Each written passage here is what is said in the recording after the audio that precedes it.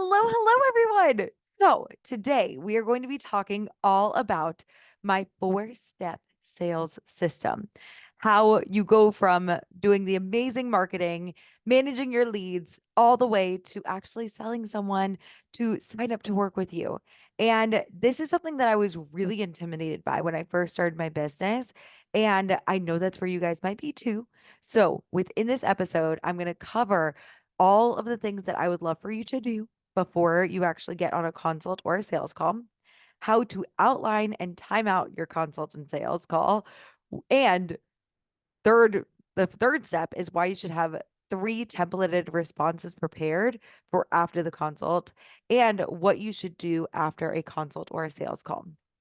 So within sales, I think that a lot of the rhetoric around sales is not at all the way I feel about sales now at this stage in my business. I realized that I want you to reframe the way that you think about sales, and I want you to think about it as you serving people. I want you to think about being on a sales call is just getting to show up for someone, committed to serve them and help them in every possible way you can, but not necessarily attached to them being your next client.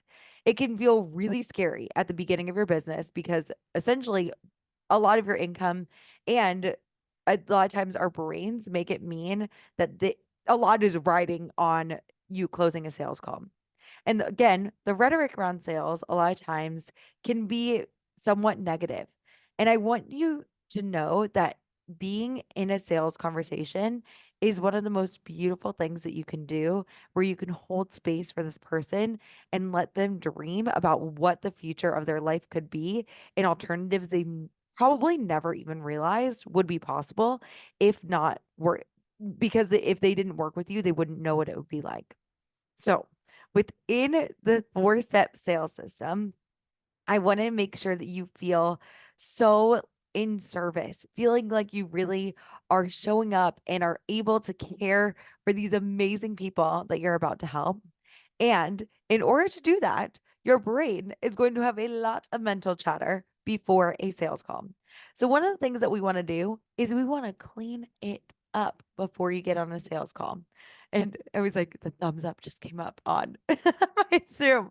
But when you are thinking about going onto a sales call, especially if you are at your first six figures, what happens is your brain makes the sales call mean a lot of things. It makes it mean if they ghost you or if they don't want to work with you, then it means something really negative. And our brains are designed to be like that because if you think about where human beings have evolved from, we used to be in like communities and in tribes. And if someone didn't like you, if someone rejected you, if you failed, or if you were abandoned in any way, it literally felt life threatening. And there's good news and bad news. The good news is someone rejecting you isn't going to actually kill you. It does feel like it in the moment, but I promise you, you will live to tell the tale. And what happens is within your business, that's why it's so important for you to remind yourself, hey, worst case scenario, this person doesn't sign. And there are so many more humans on the planet that I could totally help, and we're going to be okay. So the bad news is your brain is going to default to that fear factor like 80% of the time. It's called it's your subconscious, your nervous system.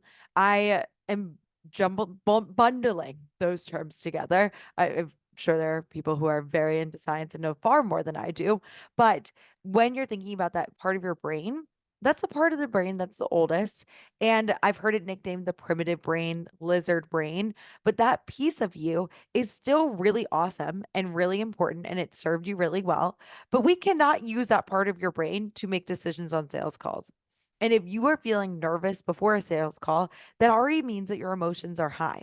So when your emotions are high, what's physically happening, if you think about a group, I'm going to give you a very vague, general, non-professional overview of something called the polyvagal theory. Feel free to look it up. It is something that has been very interesting as I've grown my business. And what happens is as your emotions rise, what's happening is your brain literally cuts off blood flow through your to your prefrontal cortex. That's the newest part of your brain. It's developed right behind your forehead, and it's the logical part of your brain that can actually make decisions and think rationally. So, that's the part of your brain that's functioning 20% of the time. So, your number one job on the consult is to get into a place where you are regulated and like really in a state of not being activated or triggered, no matter the outcome. I promise you're going to be okay from it. And what I want you to do is before you get on a sales call, I want you to really get any negative thoughts out about the consult call, out about anything. And I want you to work on your thoughts about your sales call. I teach my clients, have like a very long um little pre-consult worksheet that I give them. However, for you, one of the things that you just need to know, if you are not a life coach, one of the things that I learned about coaching is that your thoughts create your results. I'll tell you all about the way that I was trained in a later episode, but all you really need to know is that your thoughts create your result. And what really is happening is there is a neurological impulse where that happens in your brain. A hormone will be secreted because of the pulse, and then you are going to do things that are going to create the results in your life. So you want to be intentional about doing things and creating a response that is going to serve the other person. And that does not mean you're always going for a yes. Your goal should never be 100% conversion because there are always going to be people that might not be a good fit for you. It is my personal opinion. So within your sales call, when you're going to do a sales call, before the sales call even happens, until you get into a place where you're doing enough sales calls that it's almost like exposure therapy, where you're like not feeling as nervous anymore beforehand. What I want you to do is I want you to do an exercise I call limiting to empowering beliefs. It is literally where you are going to write down all of the negative thoughts in your brain before a consult, and you're going to give it a more empowering belief and a solution around it. For instance, if you're thinking they don't like me before when you're in a consult, we want to use your primitive brain, the part of your brain that's really going to be quite fearful. Technically, it's going to be like your amygdala. And what's going to happen is you want to get out all the fears. You want to be like, all right, tell me what are all the things that you're scared of, primitive part of my brain. And I want you to list them out. And then I want you to negate those negative thoughts. So it's like, what if they don't like me? What if they think I'm a loser? What if they hate this offer? All the thoughts that might be going on in your brain, which are totally normal. I want you to know it's not a problem that if you have those thoughts, that nothing has gone wrong.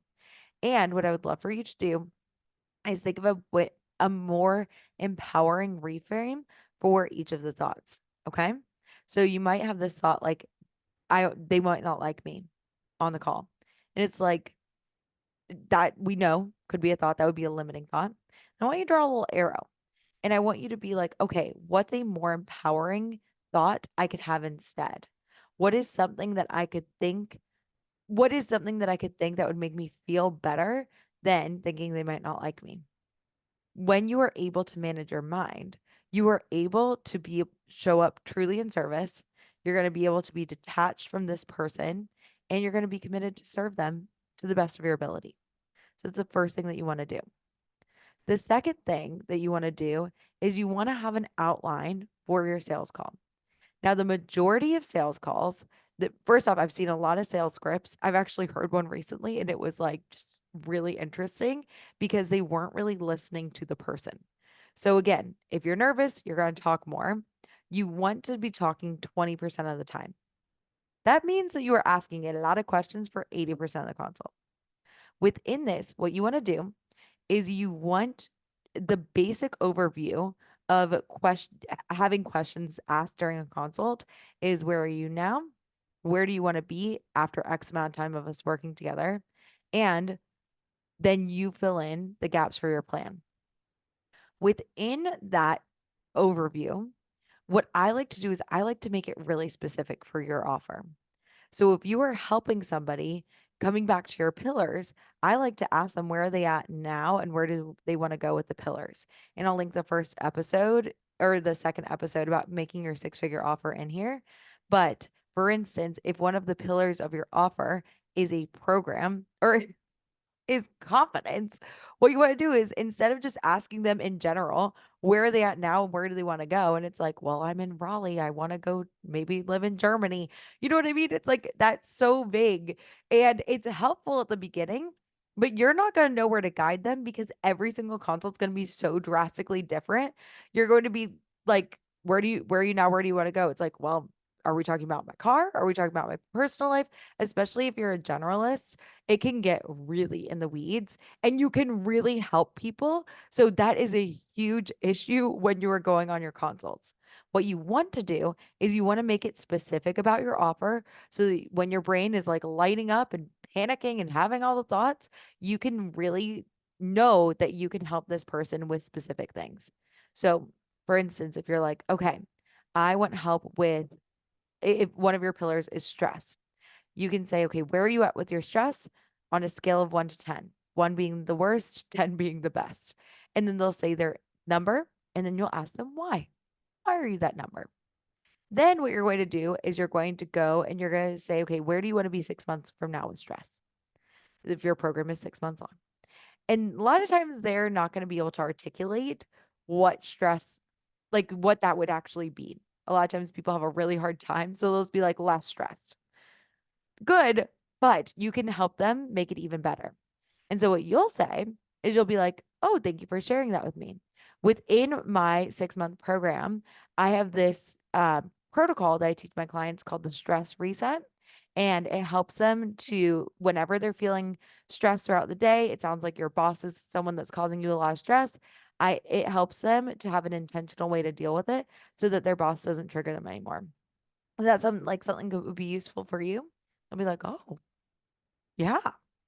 And then you go on to the next step and you're like, okay, tell me about where you are now with confidence or with time management, let's say. And they're like, okay, I'm, they'll rank the number, why, where they want to go. And then you'll be like, here is my specific process for this. When you have that level of an outline, it makes things so much easier. So when you are outlining and when you're thinking about your sales call, you want to start off by just saying hello. Then you want to get into, when you're thinking about that sales call, you want to identify their basic needs, and then you want to build out a blueprint for where they are now and where they want to go.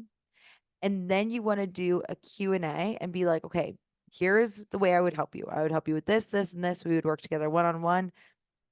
Do you have any questions about what that would look like? Maybe might ask like, okay, do I get support from you outside of the calls? And it's like, yeah, you can message me anytime, virtually, things like that. And then you have them do a Q&A and be like, that's like the next little piece of it. You're going to get additional information. And then you're going to get into pricing and decision making. So what will happen then is if they have no other questions, they might ask you the price as a question, or you can be like, here's the price. What questions how do you want to move forward with that? That's the way I like to ask them. They'll usually give you a response, and then you like to make a decision on the call. So that involves like if they have any objections, if they have any questions about that, we'll do a whole probably episode just around objections and actually like helping people make a decision on the call. But that is a critical piece of things. And then you want to give them a recap and say, hey, thanks. There are going to be 3 responses from that consult. And what you're going to do is you are going to give that outline to them. You're going to do the actual consult. And then, and I'll give you guys, I actually wrote out a breakdown. So I'm going to give you that today. 6 phases of a consult call, I call it. And for that first step, the agenda here, hi, nice to see you. Where are we going? About 5 minutes. Identify big needs. That's about 5 to 10 minutes. Have a blueprint built out. That's about 10 to 20 minutes. So notice that by 30 minutes in, you should be getting to questions. And I would recommend that you make your consults a full hour because you really want to get into knowing what they're all about, telling them all these different things. And then you want to get into the pricing, take about 5 minutes to 10 minutes for that, and then recap and thank you. The biggest mistake I see people do is don't get they don't get an answer on the sales call.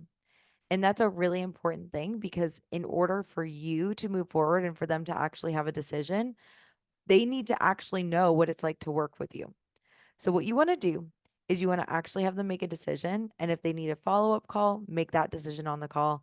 And then if they want to actually work with you, decide a time within the next 7 days, if possible, that they're actually going to start working with you. So that is the general overview of a sales call. And when we're thinking about that, what you want to do is afterwards, your brain is going to be shot. If you do the limiting to empowering beliefs beforehand, which I would highly, highly recommend until you feel like totally like cool on a sales call, what I would do is I would recommend doing like an hour of that at first, just the pre-consult work, really thinking about your thoughts. Then I would say that the second step in the system would be to outline and actually do the sales call for 60 minutes. And then afterwards, what's going to happen is your brain is going to be freaking out and you're going to have lots of thoughts. But you want to be a professional and you want to follow up very quickly. You want to give a quick response. So I would recommend writing 3 responses for you just in a separate document, and I would have them ready and queued up to go.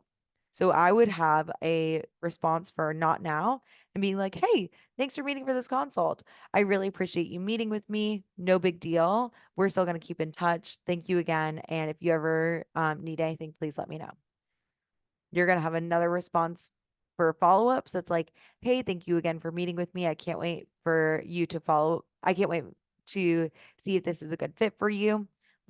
Here's the link for our follow-up. Usually I recommend doing a follow-up in 48 hours after the initial sales call. Feel free to like send any questions that you or any other critical decision makers have and send it my way. And that would be like the second thing I would have queued up. And then the third one would be like, hey, thank you so much for today. Here's the payment link. And send them the payment link. Don't get them all onboarded. If you have like a lengthy onboarding process, I do like for instance, I actually make I make a folder with all these templates for them. I have to add them to my portal so that they can get all the modules and they can access to pretty much everything they need. It's a lengthy process. And I also send them like links for their calls and stuff like that. So I actually don't do that right after the call. They aren't going to pay.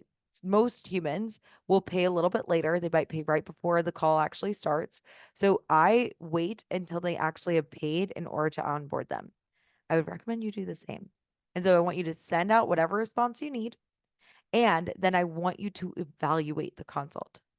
There are, again, I teach my clients like a very in-depth evaluation process, but just a super simple one that you can get from this consult or from this podcast would be what worked, because I'm sure there are amazing things that worked on it. And your brain, it takes 5 positive thoughts to replace every negative thought. So I want you to write down 5 positive that like what worked and try and come up with 5 because your brain is going to fixate on the negative. And then I want you to list like, what would you love to improve next time? What would be great to make even better for the next sales call?